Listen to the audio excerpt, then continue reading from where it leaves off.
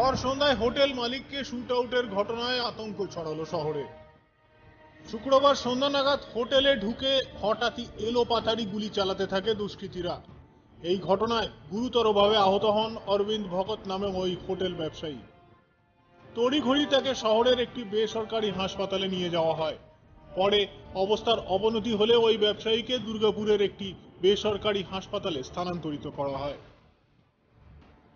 ঘটনাস্থলে পৌঁছায় Asansol Durgapur police কমিশনারেটের commissioner Sudhir Kumar নীলকান্তম সহ আসানসোল দক্ষিণ থানার বিশাল পুলিশ বাহিনী। এই ঘটনাকে কেন্দ্র করে দ্রুত তদন্তের আশ্বাস দেন কমিশনার सुधीर कुमार नीलकांतम। आज शाम को लगभग 7:30 से लेकर 7:40 के बीच में मेरा इंटरनेशनल का मालिक अरविंद भगत यहाँ पे होटल में बैठे हुए थे। तो उस समय दो लड़के, एक आदमी अपना हेलमेट पहना हुआ था, एक आदमी दूसरा मंकी कैप टाइप्स पहना हुआ था। तो दो लड़के एंटर किए थे और वो जहाँ बैठा हुआ था वो पहले से उन लोगों को पता है कि वो वहाँ पे बैठता बोल के आके उनके ऊपर गोली फायर करके वो निकल गए थे। फिर इनको हॉस्पिटल शिफ्ट कर दिए थे हम। वो हॉस्पिटल में उनका डेथ घोषणा हो गया और उनका डिटेल्स है अरविंद भगत, उनका उम्र लगभग 56 ईयर्स है। और हम लोग उनका कार्रवाई और उनका बिजनेस सारे चीज़ देखते हुए और जिस तरह से हम लोग को क्लूज मिल रहे हैं तो सारे चीज़ों पे हम लोग इन्वेस्टिगेशन करके ये केस को हम लोग जल्दी डिटेक्ट करने के लिए कोशिश हुई। मंत्री का पास एवं थाने के सामने ऐसे हो रहा है दिन दहाड़ रात में। थाने के सामने नहीं कह सकते, बट लाइक ये कह सकते हैं कि आसनसोल के शहर के अंदर ये घटना हुआ। So definitely it is a challenge for us and we will be detecting this case as soon as possible. नज़दीक में मंत्री फिर से यही कह रहे हैं कि यहाँ पर किसका घर नज़दीक है, थाना नज़दीक है, ये सब आप अगर बोलेगा तो सर्टेनली यहाँ से फाड़ी जो है 600 मीटर के करीब दूर में है। और इससे अलावा ये शहर का आप कह सकते हैं कि एक इम्पॉर्टेंट रास्ता है। तो शहर में इस तरह के घटना घटने से डेफिनेटली एक कंसर्न रहता है और वो concern definitely we will be looking into it and we will also try to detect the case at the early. क्या सोचें अभी इसके बारे में, आपको क्या इनिशिएटिव? देखिए उनका बिजनेस की परंपरा और सारे एस्पेक्ट्स जो है कि वो सारे चीज़ों पे हम लोग देख रहे हैं। It is too early to say something, but once we get some sort of concrete evidences, we will be revealing to you. To case development হওয়ার পরে আমি আপনাদেরকে শেয়ার করব। এরা কি রেকি করেছিল মনে হচ্ছে? দেখে মনে হচ্ছে কি ওরা জানে কি এখানে আসে বিকাল দিকে এখানে বসে আর এবং ও যে জায়গাতে বসে ওটা ওরা একদম ঠিক মতো জানে বলে মনে হচ্ছে। সিসিটিভি ফুটেজ কি কালেক্ট করলেন সাহেব? সিসিটিভি ফুটেজ কালেক্ট করা হয়েছে আর এবং এছাড়াও অন্যান্য সিসিটিভি ফুটেজের দরকার পড়ছে, কারণ এখানে যা সিসিটিভি ফুটেজ পাচ্ছি তাতে আমরা খুব একটা ছবিগুলো পাচ্ছি না।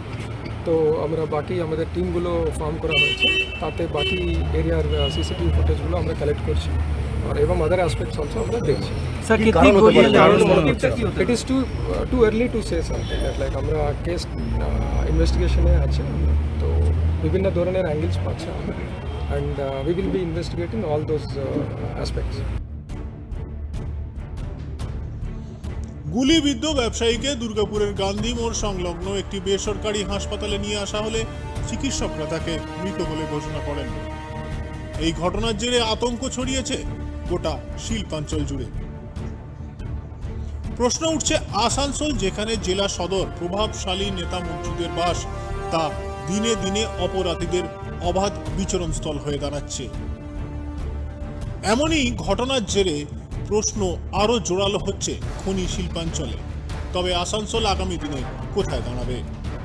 এখানে আনা হয়েছিল একটু নামিয়ে লোক আসছে। পেশেন্ট ব্রড ডেড অবস্থায় এসেছিল, বুলেট ইঞ্জুরি খবর ছিল, তো বাকি এখন ফর্মালিটিস চলছে। তো পুলিশকে আমাদের তরফ থেকে জানানো হয়েছে, অ্যাজ পার প্রোটোকল যেরকম জানানো হয়েছে পুলিশ আছে, আর পুলিশ যেরকম বলবে আমরা সেরকমভাবে। কোথা থেকে এসেছিল, কি নাম? আসানসোল থেকে এসেছিল পেশেন্ট, যতদূর জানা গেছে আসানসোল থেকে পেশেন্ট এসেছিল। আপনার কিছু Arabinda Bhagat 58 years male. Sir bullet injury কোথায় লেগেছিল? বুলেট ইনজুরি গুলি কোথায় লেগেছিল? 4টে কি 5টা বুলেট ইঞ্জুরির খবর মনে হচ্ছে ডাক্তারবাবুরা এখনো কনফার্ম কিছু করেনি। হ্যাঁ, সামনে পেছনে কিছু ইঞ্জুরিস আছে, বুকে পেটে 4 থেকে 5টা গুলি। 4 থেকে 5টা খবর আছে। ওনারা চেষ্টা করছে, এখন পর্যন্ত করছে কমপ্লেন, কিন্তু ওদের মানে এ আছে কি না মনে হচ্ছে আর নেই, মনে হচ্ছে বেঁচে নেই। না। কতগুলো গুলি লেগেছিল? চারখানা লেগেছে। কোথায় কোথায় লেগেছে? একটা এই পাশে লেগেছে ডানপেটে, একটা মাথায় লেগেছে, একটা পেটে লেগেছে। বলছি কারণটা কি কিছু জানা যাচ্ছে? এটা সেই সময় তো আমিও ছিলাম না স্যার, সেই সময় আমিও ছিলাম না, বলতে পারবো না। আমি যখন মেডিকেল হসপিটালের কাছে আমি থাকি, আমার ওইখানে যেতে হয়, আমি ওইখানে যখন বসেছিলাম তখন ওনাকে তুলে নিয়ে আসলো ওইখান থেকে, তারপর আমি এই পর্যন্ত আছি। আপনার তো পরিচিত? হ্যাঁ, আমার পরিচয়। হ্যাঁ, কি নাম ওনার?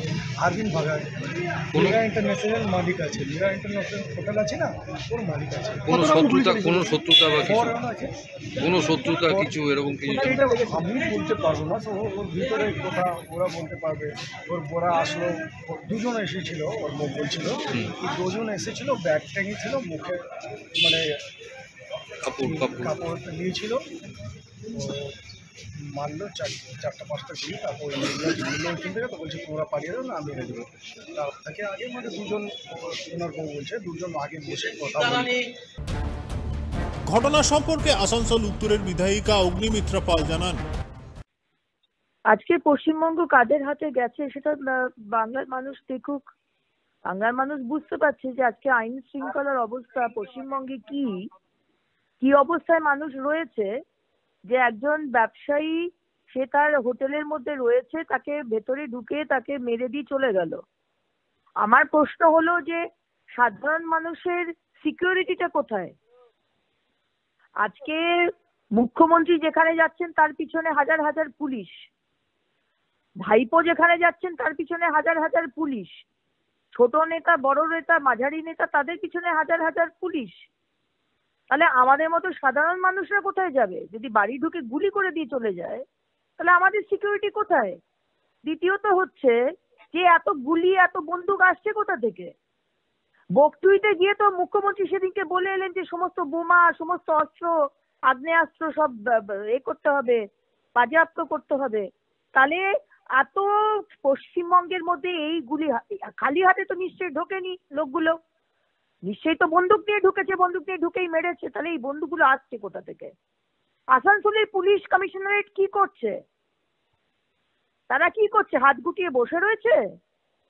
আমি আসানসোলের মানুষকে সতর্ক হতে বলবো, দেখুন, ভাবুন যে কার হাতে সরকারকে দিয়েছেন। এই মুখ্যমন্ত্রী বলতো আমি দুষ্কৃতীদের কন্ট্রোল করি, আজকে মাননীয় মুখ্যমন্ত্রীকে বলবো আপনাকে কন্ট্রোল করে দুষ্কৃতীরা। আজকে এই পশ্চিমবঙ্গকে চালাচ্ছে দুষ্কৃতীরা, এটাই হচ্ছে ডিফারেন্স। দুষ্কৃতীরা আগেও ছিল, আগের সরকারেও ছিল, কিন্তু তারা নেতা হয়নি। এই সরকারের আমলে, মমতা সরকারের আমলে এই দুষ্কৃতীরা হয়ে গেছে তৃণমূলের নেতা। সেই জন্য আজকে মানুষকে ভয় ঢুকে তাকে খুন করে দিয়ে চলে যাচ্ছে, আর পুলিশ হাত গুটিয়ে বসে রয়েছে। আমি পুলিশকে বলবো ইমিডিয়েটলি যারা খুন করেছে তাদেরকে তো ধরতেই হবে, এবং কোথা থেকেই পেয়ে আসছে। এর আগেও আমরা আসানসোলে দেখেছি অস্ত্রের কারখানা বেরিয়েছে, আমার আসানসোল দক্ষিণে কারখানা বেরিয়েছে, বড়াকা নিয়ামতপুরের দিকে অস্ত্র ঢুকছে। এটা রেগুলার ব্যাপার। সারা পশ্চিমবঙ্গে একটা বারুদের স্তূপের উপর দাঁড়িয়ে আছে, আজকে এখানে আইসিস ধরা পড়ে তো কাল ওখানে আল কায়দা ধরা পড়ে। এই তো হচ্ছে পশ্চিমবঙ্গের সিকিউরিটির অবস্থা। তাই আমি এটা বলবো যে ইমিডিয়েটলি যারা খুন করেছে তাদেরকে ধরা হোক, এবং কোথা থেকে এত অস্ত্র ঢুকছে সেটা পুলিশ বার করুক। তার বাড়ির নিরাপত্তা নিয়ে প্রশ্ন উঠবে কেন? তিনি কে যে তার বাড়ির নিরাপত্তা নিয়ে প্রশ্ন উঠবে? তিনি তো সরকার, তারই তো দেখা দরকার। তিনি তো এই আমাদের পশ্চিম বর্ধমানে তো তিনি এক মন্ত্রী রয়েছেন এই সরকারের, তাহলে তার তো হি ইজ আনসারেবল। আজকে আসানসোলে মানুষের কাছে তো Mister Malay Ghatak is answerable. সারা পশ্চিমবঙ্গের জন্য আনসারেবল ইজ মমতা ব্যানার্জি, আসানসোলের জন্য definitely answerable is Mister Malay Ghatak. উনি কি করছেন? ওনার সিকিউরিটির জন্য তো আমরা চিন্তিত নই, উনি তো সরকার, ওনার আবার কি হবে? ওনার চারিপাশে পুলিশ ঘুরে বেড়ায়। সাধারণ মানুষের কি হবে? আজকে যে খুন হলো তার তো একটা পরিবার আছে, তার স্ত্রী আছে, তার বাবা মা আছে, তার সন্তানরা আছে। তারা তো শেষ হয়ে গেল, পরিবারটা তো শেষ হয়ে গেল। এই তো আর ক্যান্সারে ভুগে বা অন্য কোনো অসুখে ভুগে তো আর লোকটা মরলো না, লোকটাকে খুন করে দেওয়া হলো। তাহলে আইন মন্ত্রী, পুলিশ মন্ত্রী আমাদের কে? পুলিশ মন্ত্রী হচ্ছেন মমতা ব্যানার্জি। সুতরাং তাকে দায় নিতে হবে এবং তার মন্ত্রী মলয় ঘটককেও এই আসানসোলে উনি থাকেন বলে তাকে তার দায় নিতে হবে। এই আকস্মিক ঘটনাকে খুব দুঃখজনক এবং পুলিশি তদন্তের কথা জানিয়েছেন বিধায়ক তথা আসানসোলের মেয়র বিধান উপাধ্যায়। পুলিশ এটা তদন্তে নেমেছে, প্রশাসন এটা দেখছে। না, এটা তো মানে মানে দুঃখজনক ঘটনা যেটাই ঘটেছে। এই ধরনের ঘটনা তো ঘটা উচিত নয়। তো এটা প্রশাসন নিশ্চিতভাবে খুব দ্রুতভাবে এটা দেখছে, প্রশাসন দেখছে এটা। আসানসোল থেকে নিজস্ব প্রতিনিধির রিপোর্ট, টিভি নিউজ 10।